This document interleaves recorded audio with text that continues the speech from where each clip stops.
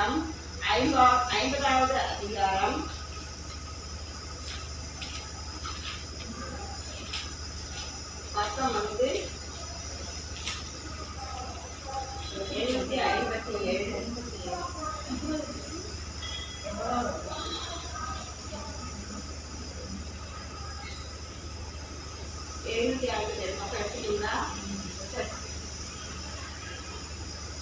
5வது வசனத்தில் 6வது வசனத்தில் படிக்கலாம். கர்த்தராகிய ஆண்டவர் என் செவியை திறந்தார். நான் எதிர்க்கவும் இல்லை, நான் பின்வாங்கவும் இல்லை. அடிக்கிறவர்களுக்கு என் முதுகையும் தாடை மயிரையும் பிடுங்குகிறவர்களுக்கு என் தாடைகளையும் ஒப்புக் கொடுத்தேன். அவமானத்துக்கும் உமிழ்நீருக்கும் என் முகத்தை மறைக்கவில்லை. கர்த்தராகிய ஆண்டவர் என் செவியை திறந்தார். நான் எதிர்க்கவும் இல்லை, நான் பின்வாங்கவும் இல்லை.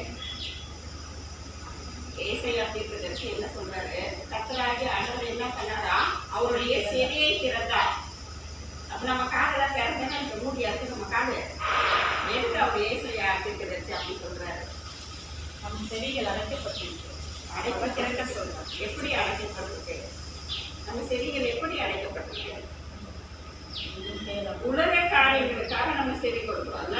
உலகத்தினுடைய வார்த்தைகள், உலகத்தினுடைய காரியங்கள், மற்ற வேற தீமையான காரியங்கள் எல்லாவற்றுக்கும் நம்ம காதை என்ன பண்றோம்? திறந்து வச்சுக்கிறோம். அதுதான் என்ன பண்ணி நம்ம செவிகள்ல கேட்குது. ஏசாயா தீர்க்கதரிசி சொல்றாரு, என்னுடைய செவியை ஆண்டவர் திறந்தார் சொல்றாரு. அப்ப நம்மளுடைய செவிகளும் என்ன பண்ணிருக்கணும்? திறக்கப்பட்டிருக்கணும். எனக்கு தேவனுடைய வார்த்தையை கேட்கிறதுக்கு. அப்ப நம்ம செவி பரிசுத்தமா இருந்தா தானே, திறக்கப்பட்ட சூழ்நிலை இருந்தா தானே தேவனுடைய வார்த்தை அவர் பேசுறது நம்ம காதுல கேட்கும். தேவன் ஒவ்வொரு நாளும் நம்ம கிட்ட இடைப்படுறவர் தான், பேசுறவர் தான். ஆனா அவருடைய வார்த்தைகள் நம்மளால கேட்க முடியல. அவர் பேசுறது நம்மளால என்ன பண்ண முடியல? கேட்க முடியல. ஏன் கேட்க முடியல? நம்ம செவி எப்படி இருக்கு? அப்ப திறந்தான்னா அதுக்கு எதிர்ப்பதெல்லாம் அடைக்கப்படல. அப்ப நம்மளுடைய செவிகள் அடைக்கப்பட்டிருக்கிறதால் தான் தேவனுடைய வார்த்தைகளை நம்மளால கேட்க முடியல. அதனால தான் ஏசாயா தீர்க்கதரிசி சொல்றாரு, அவருடைய அடைக்கப்பட்டிருந்த அந்த செவியை திறந்தார். அதற்கு நான் என்ன பண்ணல? எதிர்க்கவும் இல்லை, நான் பின்வாங்கவும் இல்லை. தேவனுடைய சித்தத்தை நம்ம வாழ்க்கையில நடக்கணும்னு அவர் என்ன பண்றாரு? தேவனுக்கு தன்னை ஒப்பு கொடுக்கிறார். அதனால்தான் அவருடைய செவியை ஒப்பு கொடுத்ததால தேவன் என்ன பண்றாரு? அவருடைய செவியை திறக்கிறார். அப்ப நாமளும் என்ன பண்ணணும்?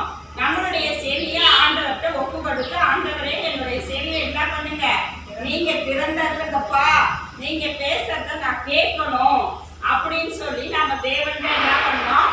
செவிக்கணும். ஏசாயாவுடைய தீர்க்கதரிசியோடைய செவியை திறந்த தேவன் நம்மளுடைய செவியை திறப்பாரா? திறக்க மாட்டாரா? கண்டிப்பா திறப்பார். அவருடைய குரலை நம்ம என்ன பண்ண முடியும்? கேட்க முடியும். நம்ம வேற எதையோ நம்ம கேட்கறதால தான் தேவனுடைய வார்த்தையை நம்மளால என்ன பண்ண முடியல? கேட்க முடியல. அவர் பேசுறாரா பேசலையா அப்படின்னு சொல்லி நம்மளால என்ன பண்ண முடியல? அறிந்து கொள்ள முடியல. அவருடைய காதை திறக்கிறேன்னு சொல்லி திறக்கும் போது ஏசாயா தீர்க்கதரிசி என்ன பண்ணாரு? அதுக்காக எதிர்க்கவும் இல்லை. அதோட ஏசப்பா காதெல்லாம் நீங்க திறந்துடாதீங்க, நீங்க பேசுறதெல்லாம் நான் கேட்க முடியாது, என்ன பண்ணல அப்படின்னு அவர் எதிர்த்து பேசல. ஆண்டவரே நான் திறங்க, நான் உங்க பொருளை என்ன பண்றேன்? கேட்கிறேன் அப்படின்னு சொல்லி ஒரு வாஞ்சை இருக்குது அவர்கிட்ட. அப்ப அப்படிப்பட்ட ஒரு வாஞ்சி உள்ள ஜனங்களுக்கு தான் ஆண்டவர் என்ன பண்ணுவாரு? பேசுவார். தேவன் பேசுவார். பேசுவார்னா எப்படி பேசுவார்? நேரமா பேசுவார். நம்ம காது கேட்க பேசுவார். நாம அதுக்கு பாத்திரம் இல்லை அப்படின்னா என்ன பண்ணணும்? இருக்கணும். அப்ப எப்படி ஆண்டவர் என்ன பண்ணாரு? ஏசாயா திறந்த காதை திறந்தாரோ அது போல நம்மளுடைய காதையும் ஆண்டவர் என்ன பண்ணுவாரு? கண்டிப்பா திறப்பாரு. அப்ப நம்ம என்ன பண்ண தேவையில்ல? எதுக்கு தேவையில்ல? பின்வாங்க தேவையில்ல. ஐயோ இல்லை ஏசப்பா என்கிட்ட பேசிட்டு இருக்காங்க, நீங்க தொடக்கணும்னு எதாவது பேசி இதை செய்ய அதை செய்ய அப்படி போய் இப்படி போன்னு சொல்லுவீங்க, என்னால அதெல்லாம் முடியாது, அதனால நான் என்ன பண்ண மாட்டேன், அதுக்கு உடன்பட மாட்டேன் அப்படின்னு சொல்லி பின்வாங்கல, எதிர்க்கல. ஏசாயா தீர்க்கதரிசி என்ன பண்ணாரு? செவியை திறந்து கொடுக்கறதுக்கு ஆண்டவர்கிட்ட இன்னைக்கு ஒப்பு கொடுத்தா. அப்ப நாமளும் நம்மளுடைய செவியை தேவன் திறக்கணும்னு சொல்லி தேவனிடத்துல நம்ம ஒப்பு கொடுக்கும் போது தேவன் நம்ம கிட்ட என்ன பண்ணுவாரு? பேசுவார். நம்மளுடைய காது பரிசுத்தமா இருக்கும் போது, நம்மளுடைய காது திறந்து இருக்கும் போது தேவனுடைய வார்த்தையை நம்மளால என்ன பண்ண முடியும்? கேட்க முடியும். அப்ப ஆண்டவர் என்ன எதிர்பார்க்கிறாரு? தேவன் நம்மளை காதை திறக்கிறதுக்கு ரெடியா இருக்கிறார்.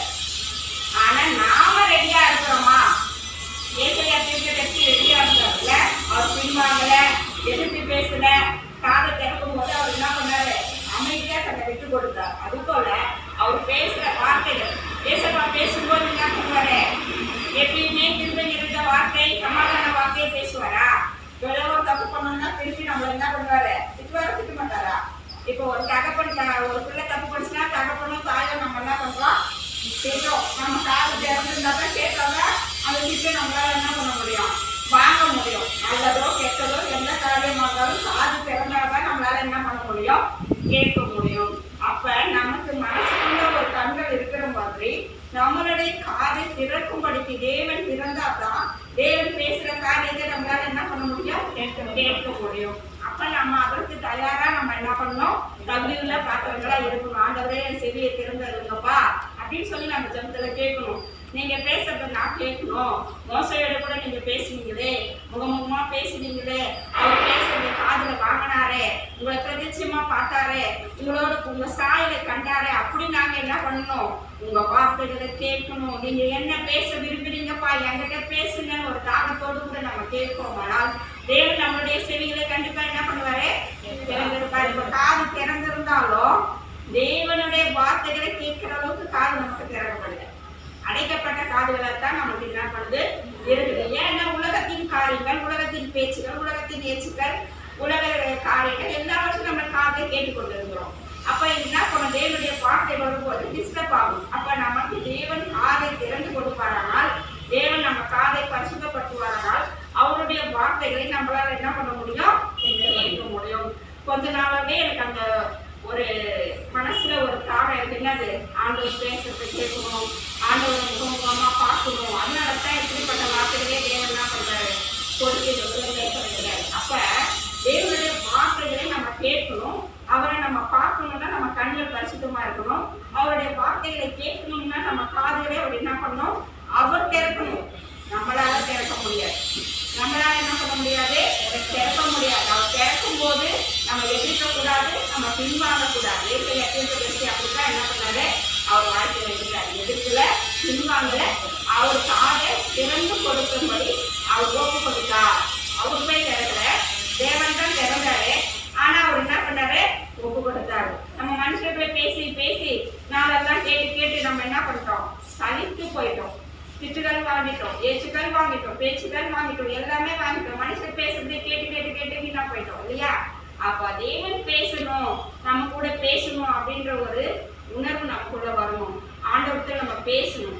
அப்ப நம்மளுடைய செவி திறக்கப்படணும். அப்ப நம்ம எப்படி நாமளே திறந்துக்க முடியாது. தேவனுடைய சமூகத்தில் நம்ம போகும்போது, ஆண்டவரே என் செவியை திறங்கப்பா, இது ஒரு விண்ணப்பம் தான் இல்ல, ஆண்டவரே செவியை திறங்கப்பா, நான் உங்க குரலை என்ன பண்ணணும், கேட்கணும்னு ஒரு வாஞ்சை இருக்கணும் நம்ம கிட்ட. நம்ம எதெல்லாம் கேட்கறதெல்லாம் தேவன் கொடுக்குறாரா இல்லையா, கேட்கிறவர்களெல்லாம் பெற்றுக்கொள்றோமா இல்லையா அவருடைய நாமத்துல. அப்ப செவியையும் திறங்கப்பா, நாங்க என்ன பண்ணோம், ஏசையாவுடைய செவியை திறந்தீங்களே, அது போல எங்களுடைய செவியை நீங்க திறங்க, நாங்க உங்களுடைய குரலை கேட்கணும்னு சொல்லி நம்ம கேட்கும்போது தேவன் கண்டிப்பா நம்மளுடைய செவியை என்ன பண்ணுவாரு, திறப்பார். அடுத்தது, அடிக்கிறவர்களுக்கு என் முதுகையும் தாடை மயிரை பிடுங்குகிறவர்களுக்கு என் காடையையும் ஒப்பு கொடுத்தேன். அவமானத்துக்கும் உமிழ்நீருக்கும் என் முகத்தை மறைக்கவில்லை. அவர் பெரிய தீர்க்கதரிசி, ஊழியக்காரரா இருக்கிறாரு, ஊழியம் செய்யறாரு. ஆனாலும் அவர்கிட்ட என்ன இல்ல, ஒரு பெருமை இல்லை, ஒரு மேய்க்குமை என்ன சொல்றாரு, அடிக்கிறவர்களுக்கு என் முதுகை கொடுக்குற மாதிரி, அடிக்கிறியா அதான் அடிச்சுட்டு போ அப்படின்னு சொல்லி திருப்பி என்ன பண்றாரா, தன்னுடைய முதுகை கொடுக்குறார். அப்பனா என்ன, நமக்கு நாம எதுவும் பம்புக்கு போக மாட்டோம், வீண் பம்புக்கு வருவாங்க, பிரச்சனை பண்ணுவாங்க. அப்போ நாம திரும்ப ஒரு 4 வார்த்தை, அவங்க 2 வார்த்தை கேட்டா நம்ம 4 வார்த்தை கேட்போம். கேட்டா அப்ப ஆண்டவர் பிள்ளைக்கு நமக்கும் என்ன இல்லை, அவங்களுக்கும் புரஜாதிகளுக்கும் ஆண்டவர் பிள்ளைகளுக்கும் வித்தியாசமே இல்லை. அப்ப அவர் என்ன செஞ்சிருக்கிறார், ஏசத்துக்கு அடிக்கிறவங்களுக்கு முதுகை காட்டியிருக்கிறார். என்ன பண்ணிருக்கிறாரு, இதாங்க என்ன அடிச்சுட்டு போங்க அப்படின்னு சொல்லி காட்டியிருக்கிறார். அடுத்தது, தாடை மயிரை பிடுங்குகிறவர்களுக்கு, அப்பெல்லாம் தாடை வச்சிருந்தார் போல, அவர் தாடை மயிரை வந்து பிடுங்கி சண்டை போட்டுருக்காங்க. அப்ப அப்படி சண்டை போட்டவங்களுக்கு என்ன பண்றாரு, தாடைகளை ஒப்பு கொடுத்தேன். என்னுடைய தாடையை என்ன பண்ண, ஒரு முடிய நம்ம காலில் இருந்து பிச்சா கூட வலிக்கும்ல, தாடையில கொத்தா முடி இருக்கும்ல, ஃபுல்லா புடிஞ்சு இழுத்தா எப்படி இருக்கும், வலிக்குமா வலிக்காதா? நாம என்ன பண்ணுவோம், கத்துவோம், திட்டுவோம், திரும்பி அடிக்க போவோம். ஆனா அவர் என்ன பண்ணாரு, அந்த தாடை மயிரையும் ஒப்பு கொடுக்குறாரு, முதுகையும் காட்டுறாராம். மற்றவங்க அடிக்கிறாங்க கொள்றாங்கன்னு சொல்லி நம்ம திரும்ப பேசக்கூடாதுங்கிறாங்க. திரும்ப நம்ம அடிக்கக்கூடாது, திரும்ப பேசக்கூடாது. அப்ப இந்த ஏசையத்திற்கு தரிசி சொல்றாரு, நம்முடைய வாழ்க்கையில நடந்த அனுபவத்தை தான் சொல்றாரு. அடிக்கிறவங்களுக்கு என் முதுகு காமிச்சேன், தாடை மேல பிடிக்கிறவங்களுக்கு என் தாடை ஒப்பு கொடுத்தேன், அவமானத்துக்கும் உமிழ்நீருக்கு என் முகத்தை மறைக்கவில்லை. அவமானம் அவமானம். உமிழ்நீர் காரி துப்புறாங்க. துப்பும்போது அவர் என்ன பண்ணல, முகத்தை மறைக்கலையாம். துப்பிட்டு போப்பா, துப்புறதானே, துப்பிட்டு போ. ஏதோ ஒரு இதுல சொல்றாங்க, துப்புனா கச்சுக்குவோம் அப்படின்னு சொல்லிட்டு டிவியில.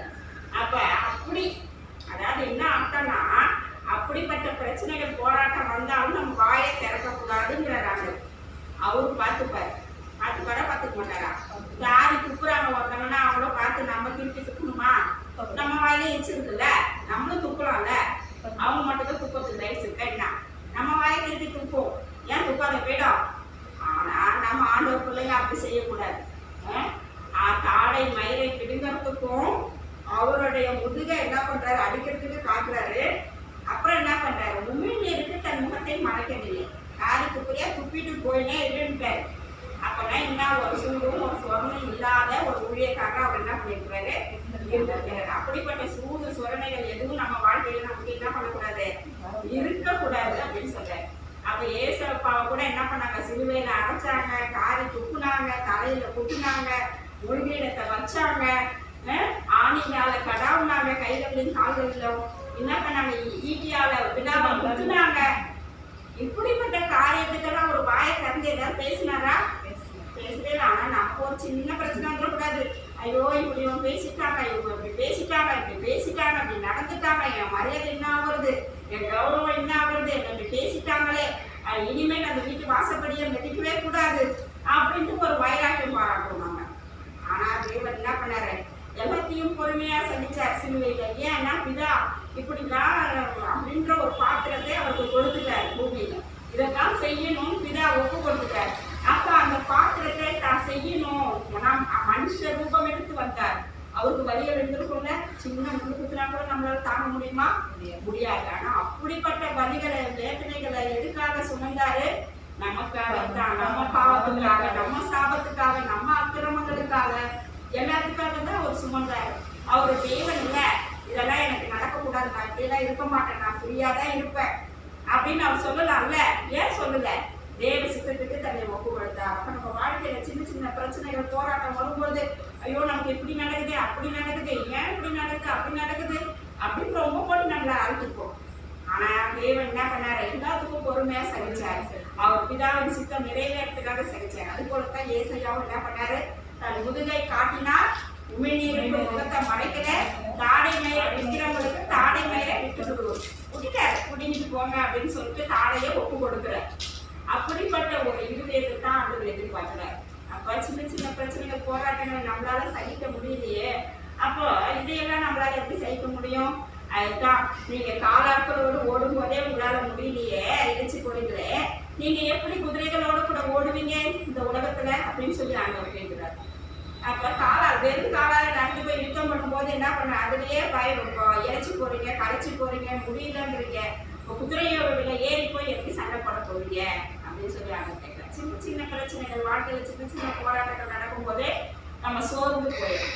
பெரிய பெரிய பிரச்சனைகள் எப்படி சால்வ் பண்ணுவோம்? அப்ப நம்ம கூட தேவன் இருக்கிறார். அது எல்லாமே நம்ம வாழ்க்கையில நடக்கிற, தேவனுடைய வாழ்க்கையில நடக்கிறத தேவன் அனுமதிக்கிறார். யோபு வாழ்க்கையில அனுமதிச்சாரா இல்லையா? அது போல நம்ம வாழ்க்கையில தேவன் அனுமதிக்கிறார். தேவன் அனுமதிக்கிறார். அந்த அனுமதிக்கிற காரியம் நல்லதாக முடியுமே தவிர ஒரு நாளும் வீண் போகாது, கெட்டதா போய் முடியாது. நமக்கு பார்க்கறதுக்கு நம்ம சில காரியங்கள் நமக்கு கஷ்டமா இருக்கும். ஆனாலும் அதை சகித்து பொறுமையா நம்ம இருக்கும்போது அது நன்மையாத்தான் தேவன் நமக்கு மாற்றி தருவாரு, வேற ஒரு நாளும் தீமைக்கல்ல. யோபு அன்னைக்கு பொறுமையா சகித்ததால் தான் 2 ஆசீர்வாதத்தை என்ன பண்ணாரு, அவர் வெற்றி கொண்டார். அது போல நம்ம வாழ்க்கையில என்ன பிரச்சனை போராட்டம் வந்தாலும் நம்ம தாங்கிட்டு நம்ம இருக்கும்போது தேவன் நம்மை ஆசீர்வதிப்பார். எனக்கு அப்படிதான் என் வாழ்க்கையில 7 வருஷம் உபத்திரப்படுவேன், 7 வருஷம் ஆண்டவர் குணமிடுவார், 7வது வருஷத்துல ஒரு ஆசீர்வாதத்தை கொடுப்பார். அப்படித்தான் ஒரு ஸ்டெப்பும் 7 வருஷமா நான் குணமடைப்பட்டிருக்கேன். 7 வருஷமா நான் ரசிக்கப்பட்டு 24 வருஷம் ஆயிடுச்சு. 7 பாத்துக்கலாம், 7 வருஷம் குணமிடுவாரு, 7வது வருஷம் ஒரு ஆசீர்வாதம், 7 வருஷம் குணமிடுவாரு, 7வது ஒரு ஆசீர்வாதம். எவ்வளவு அனுபவத்துல தான் நான் சொல்லுவேன்.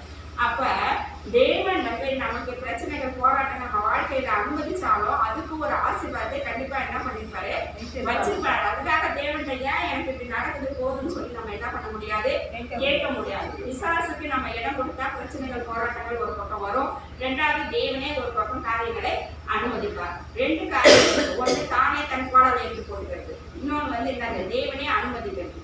இவங்க எப்படி இருக்கிறாங்க, பர்ஃபெக்டா இருக்கிறாங்களா சோதித்து பார்த்திருக்காங்க. விசுவாச போராட்டம், பாவ போராட்டம் அப்படின்னு 2 போராட்டங்களை தேவன் நமக்கு வைத்திருக்கிறார்.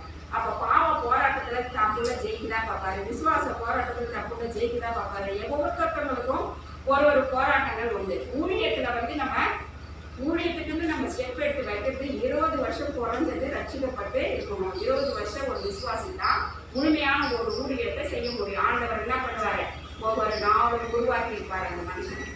அப்ப ஃபுல்ஃபில் ஆகிறதுக்கு 20 வருஷம் ஆகும். அப்ப தேவன் ஒரு 7 படிகளா நம்மள என்ன பண்ணுவாரு, நம்மள வழிநடத்துவார். ஒவ்வொரு ஸ்டெப்பா நம்மளை எடுத்து வைப்பார். ஒவ்வொரு ஸ்டெப்பு என்ன காலத்துக்கு நம்ம இருக்கோ அதை வச்சு நம்ம என்ன பண்ணுவார், தேவன் எடுத்து நம்மளை பயன்படுத்துவார். அப்ப ஏசாயா தீர்க்கதரிசி என்ன சொல்றாரு, தன் முதுகையும் கொடுக்குறாரு, முகத்தையும் காட்டுறாரு, காத்துப்படுற தாடியை பிடிக்கிறதுக்கும் கொடுக்குறாரு. அதான் சின்ன சின்ன விஷயங்களை கூட நம்மளால தாண்டிக்க முடியல. அப்ப உலக பிள்ளைகளுக்கும் நமக்கும் வித்தியாசத்தை ஆண்டவர் என்ன பண்றாரு, நம்ம எதிர்பார்க்கிறாரு. அப்ப தேவனுடைய வார்த்தையை நம்மளால கேட்க முடியும். அப்ப நம்ம காது திறக்கப்படணும்.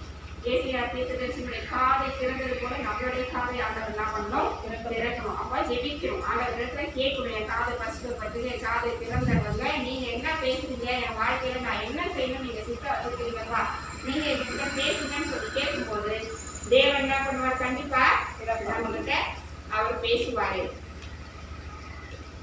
கர்த்தராகிய ஆண்டவர் எனக்கு துணை செய்கிறார், ஆகையால் நான் வெட்கப்பட்டேன், நான் வெட்கப்பட்டு போவதில்லை என்று அறிந்திருக்கிறேன். ஆதலால் என் முகத்தை என்ன பண்ண, கற்பாறையை போராட்டினேன். என்ன என் வாழ்க்கையில நடந்தாலும் நான் என்ன பண்ண மாட்டேன், வெட்கப்பட்டு போக மாட்டேன். கண்டிப்பா எனக்கு ஆண்டவர் என்ன பண்ணுவாரு, துணை செய்வாருன்ற ஒரு நம்பிக்கை ஏசாயா தீர்க்கதரிசிக்கு இருந்ததால தான் தீர்க்கதரிசி அமைதியா பொறுமையா எல்லா விஷயத்துக்கும் என்ன பண்றாரு, போறாரு. அப்ப நம்ம அமைதியா போறோம், பொறுமையா போறோம்ன்றதுக்காக நம்மளால திருப்பி 4 அடி அடிக்க முடியாது, பேச முடியாதுன்னா இல்ல. கடவுள் பிள்ளைங்க, ஆண்டவர் பிள்ளைங்க அப்படின்றது ஒரு சாட்சியின் ஜீவன் இருக்குது. அதனாலதான் நம்ம அமைதியா என்ன பண்றோம், கடவுள் எனக்கு கண்டிப்பா என்னுடைய தேவன் துணை செய்வார்ன்ற ஒரு நம்பிக்கையில தான் ஏசாயா தீர்க்கதரிசி என்ன பண்றாரு, முதுக காட்டுறாரு, முகத்தை கொடுக்குறாரு, காலை மயிலை கிட்ட கொடுக்குறாரு, என் தாடையே ஒப்பு கொடுக்குறேன்னு சொல்றாரு. ஆனா எதுக்காக, தேவன் எனக்கு துணை செய்வார், தேவன் என் வாழ்க்கையை நடத்துவார், நான் வெட்டப்பட்டு போக மாட்டேன், தேவன் என்னை கண்டிப்பா என்ன பண்ணுவாரு, ஆசீர்வதிப்பார், இந்த பிரச்சனை போராட்டத்துக்கெல்லாம் ஒரு விடுதலை கொடுப்பார் அப்படின்ற ஒரு முழு நிச்சயத்தை ஏசாயா தீர்க்கதரிசி பெற்றிருக்கார். அப்படிப்பட்ட ஒரு முழு நிச்சயம் நம்ம வாழ்க்கையில என்ன பண்ணணும், ஏதாவது பிரச்சனையை பார்த்து தோண்டு போறதுல, பிரச்சனையை பார்த்து சோர்ந்து போகல, பிரச்சனையை பார்த்து மூளையில முடங்கக்கூடாது. அந்த பிரச்சனையை மத்தியில தான் நம்ம அதிகமா எழுதுவேன். அப்ப எழுதும் போது தேவன் நம்மளை கண்டிப்பா என்ன பண்றாரு, அவர் கூட இருக்கிறாரு, எல்லாத்தையும் தான் பாக்குறாரு. இப்படி நடக்குதுப்பா, ஏப்பா நடக்குது அப்படின்னு சொல்லி நம்ம கேட்க வேண்டிய அவசியம் இல்லை. நடக்கிறது அவருக்கு தெரியும். ஆனால் அதுக்காக நம்ம ஜெபிக்கிறோமா, அதுக்காக நம்ம பாடம் பண்றோமா, ஜெபத்துல நிக்கிறோமா, நம்ம கேரக்டர் என்ன, நம்ம ஊழியத்துக்கு தகுதி உள்ளவர்களா, நம்மள அப்படி என்ன பண்றாரு, உடைத்து உருவாக்குறாரு. அப்ப என் ஜனமாகிய குமாரத்தியை வேறு என்ற பிரகாரம் நடத்துவேன், உடைத்துதான் நான் உருவாக்குவேன் அப்படின்னு சொல்றேன். அப்ப தேவன் நம்மளை உடைத்து உருவாக்குறதுக்கு காரணம் என்ன, அவருடைய சுத்தத்தை பரிபூர்ணம் உள்ளவர்களா நம்ம மாறணுன்றதுக்காகத்தான் நம்மளை உடைத்து என்ன பண்றாரு. அப்ப ஏற்கனவே தீர்க்கதரிசியா உடைச்சிருக்காரு, ஃபுல்ஃபில் பண்றதுக்கு, அவரை நிறைவுள்ளவரா மாற்றத்துக்காகத்தான் அவர் பொறுமையா பிரச்சனைகளை பொறுமையுள்ளவரா இருக்கிறாரான்னு டெஸ்ட் பண்ணுறதுக்காக அவர் என்ன பண்றாரு, இப்படிப்பட்ட காரியங்களை அனுமதிக்கிறாரு. இல்லைன்னா தன்னுடைய ஊழியக்காரங்களை அனுமதிப்பாரா, ஆதி புத்தகம் ஆடி பூச்சி எழுதுறதுக்கும் அடிக்கிறதுக்கும் ஏன் ஒப்பு கொடுக்குறாரு, அந்த சூழ்நிலையில அவர் எப்படி இருக்கிறாரு அப்படின்றத அவர் டெஸ்ட் பண்றதுக்கு தான் என்ன இப்படிப்பட்ட பரிசோதனைகள் நம்ம வாழ்க்கையில நடக்குது. அடுத்தது, ஆதலால் நான் முகத்தை கற்பாறையை போல மாற்றினேன், நான் வெட்கப்பட போக மாட்டேன், நானும் வெட்கப்படுத்த மாட்டாரு. அதனால என் முகத்தை நான் என்ன பண்ணிட்டேன், காடு சுத்துதுன்னு சொல்லி காட்சி கற்பாறையை போல காட்டிட்டு இருக்காரு. இப்போ கஷ்டம் என்ன பண்ணுவோம், திருப்புவோம், இல்லைன்னா கஷ்டத்தை போய் துடைப்போம், இல்லைன்னா போவோம், திட்டுவோம். அவர் கற்பாறையை போல முகத்தை வச்சுக்கிறாங்க. எப்படி பாறையில போய் நம்ம என்ன செஞ்சாலும் ஏதாவது திட்டி கேட்கமாது, போய் அடிக்கிறோம், அதை என்ன பண்றோம், மேலே ஏறி உட்காரோம், அதில் நடக்கிறோம், ஏதாவது வாய் கட்ட கேட்குது, அப்படிதான் அவருடைய முகத்தை வச்சிருக்கிறான்னு சொல்லிட்டு ஏசாயா தீர்க்கதரிசி சொல்றாரு. எதுக்காக, தேவன் எனக்கு துணை செய்வாரு, அவர் என்னை வெட்கப்படுத்த விட மாட்டாரு அப்படின்ற ஒரு நம்பிக்கையில தான் இப்படிப்பட்ட காரியத்தெல்லாம் என்ன பண்றாரு அவரு அனுமதிக்கிறார் செய்யும். அப்ப ஏசாயா தீர்க்கதரிசி என்ன பண்ணாரு, அமைதியா பொறுமையா போகும்போது அவருடைய காதை வந்து ஆண்டவர் என்ன பண்றாரு, திறக்கிறாரு. நம்ம ஆசீர்வாதத்தை டக்குன்னு ஆண்டவர் கொடுக்க மாட்டாரு. அப்ப அவருடைய காதை திறந்தா நம்மளுடைய வார்த்தையை கேட்பான், அவன் கேட்டு நம்ம சொல்றதை செய்வான் அப்படின்ற ஒரு முழு லட்சியம் முழு நம்பிக்கை தேவனுக்கு வரும்போது தான் அவருடைய காதை திறந்திருக்கிறார். அடிக்கிறவங்களுக்கு என்ன பண்ணிட்டாரு, முருக காட்டுறாரு, கொஞ்சம் திருப்பி ஏற்றி பேசி திருப்பி சண்டை போட்டு திருப்பி பிரச்சனை பண்ணா உலகத்து மனுஷனுக்கும் தேவ மனுஷனுக்கும் வித்தியாசம் இல்லைன்றது புரிஞ்சு போயிடும்ல. அப்ப தேவனுக்கு தகுதியான நபர்கள் தள்ளி விட்டுருவார். தகுதியான நபர்களுக்கு தான் அவர் ஆசீர்வாதத்தை கொடுப்பார். அவங்கள கொண்டுதான் அவர் பயன்படுத்துவார். அவங்கள கொண்டுதான் என்ன பண்ணுவாரு, அநேக ஆயிரங்களுக்கு ஆசீர்வாதத்தை கொடுப்பார். அப்ப அவர் தகுதியுள்ள பாத்திரம் தெரிஞ்சு அவருடைய காலை என்ன பண்ணிருக்காரு, திறந்திருக்காரு. அப்படிப்பட்ட ஒரு தகுதியுள்ள பாத்திரங்களை நம்ம மாறும்போது தேவன் நம்மள என்ன பண்ணுவாரு, ஆசீர்வதிப்பார். நம்மளை ஆசீர்வதிக்கிறத நம்ம குடும்பங்களை ஆசீர்வதிப்பார் நம்ம மூலமா. அது மட்டும் இல்ல, அநேகம் ஆயிரம் ஜனங்களை நம்ம மூலமா தேவன் என்ன பண்ணுவாரு, ஆசீர்வதிப்பார். புரியுதுங்களா உங்களுக்கு?